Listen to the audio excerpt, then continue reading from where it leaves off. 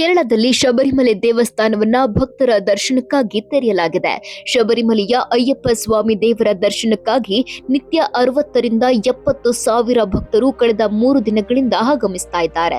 ಆದರೆ ಕೇರಳದಲ್ಲಿ ಮೆದುಳು ತಿನ್ನುವ ಅಮೀಬಾ ರೋಗದ ಹಾವಳಿ ಇದೆ. ಹೀಗಾಗಿ ಶಬರಿಮಲೆಗೆ ಹೋಗುವ ಕರ್ನಾಟಕದ ರಾಜ್ಯದ ಭಕ್ತರೇ ಎಚ್ಚರ. ಆರೋಗ್ಯ ಇಲಾಖೆಯಿಂದ ಎಚ್ಚರ ವಹಿಸುವಂತೆ ಸುತ್ತೋಲೆ ಹೊರಡಿಸಲಾಗಿದೆ. ಶಬರಿಮಲೆ ಯಾತ್ರಿಕರಿಗೆ ಮಿದುಳು ತಿನ್ನುವ ಅಮೀಬಾ ಬಗ್ಗೆ ಮಾರ್ಗಸೂಚಿ ಹೊರಡಿಸಲಾಗಿದೆ.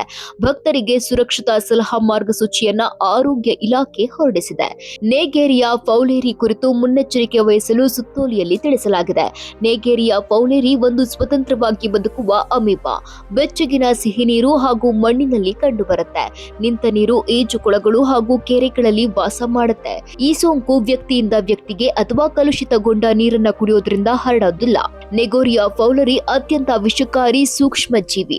ನೀರಿನಿಂದ ಮೂಗಿಗೆ ಪ್ರವೇಶಿಸಿದಾಗ ಅದು ಮೆದುಳನ್ನ ತಲುಪುತ್ತೆ.